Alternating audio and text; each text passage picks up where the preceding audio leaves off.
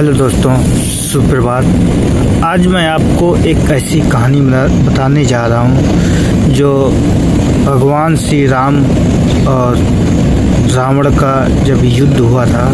युद्ध के पहले जो समुद्र पार करने के लिए पुल बनाया गया था, तो वो पुल कैसे और किसने बनाया था, आखिर वो कौन थे कारीगर, तो आइए वो जानते हैं। तो आज है मंगलवार।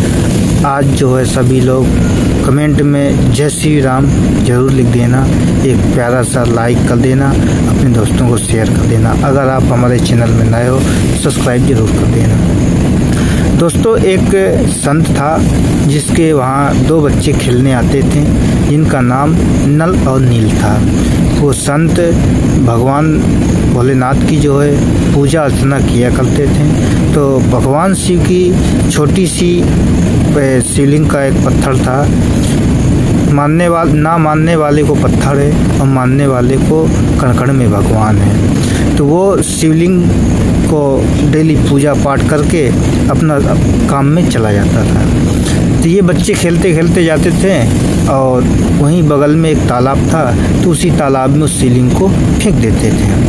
वो संत जो है डेली उस पूजा करने के लिए उस शिवलिंग को ढूंढता और डेली वो बच्चे फेंक देते। वो परेशान हो गया, ऐसे काफ़ी दिन हो गए, तो परेशान हो गया क्या किया जाए। तभी उसने उन बच्चों को श्राप दे दिया कि हे भोलेनाथ, अगर मैंने आपकी सच्चे मन से सेवा और भक्ति की है तो मैं इन बच्चों को श्राप देता हूँ कि जो भी पत्थर हाथ से छू लेंगे वो पत्थर पानी में तैरता रहेगा।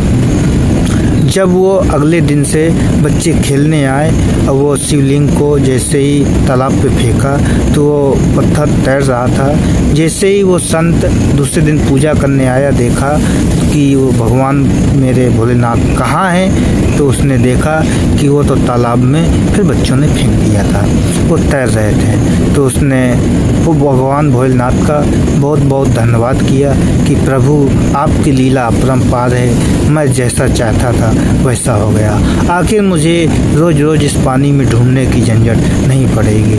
उसने तहे दिल से भगवान की भक्ति और भगवान की बहुत सी मिन्नत की कि मैं तुम्हारी सच्ची भक्ति, तुम्हारी भक्ति में शक्ति है। बहुत से लोगों को बताया, तो बहुत से लोग ये बात मानने को तैयार नहीं थे।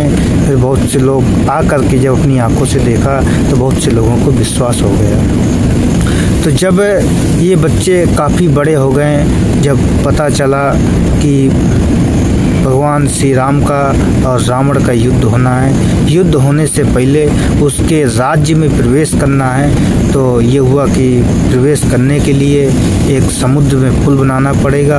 और पुल कौन बना सकता है, तो तभी हनुमान जी को ये आदेश दिया गया कि हनुमान जी जाइए, आप पता करके आइए, ऐसा कोई संसार में कारीगर है जो समुद्र में पुल बना सकता है। तो हनुमान जी जाते हैं, पता लगाते हैं, तभी उन्हें पता चलता है कि नल और नील नाम के दो बालक हैं जो पत्थर को छू लेते हैं, तैरने लगता है। तभी उन्होंने बताया, प्रभु इस संसार में दो बालक हैं जिनका नल और नील नाम है, वो जिस पत्थर को छू लेते हैं वो पत्थर पानी में तैरने लगता है।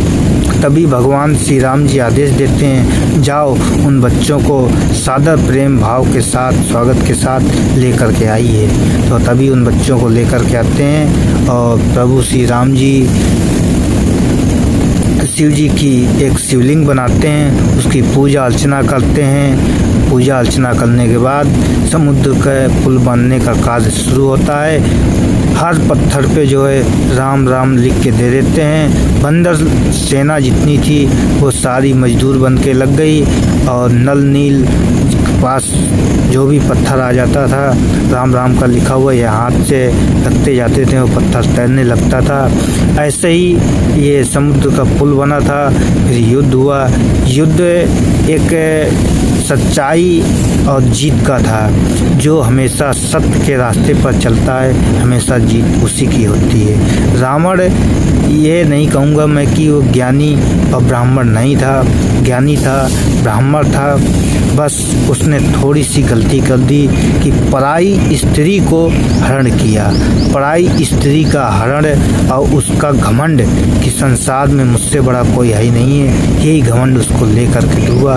दोस्तों, आज की कहानी इतनी, मिलते हैं आपको नेक्स्ट कहानी में।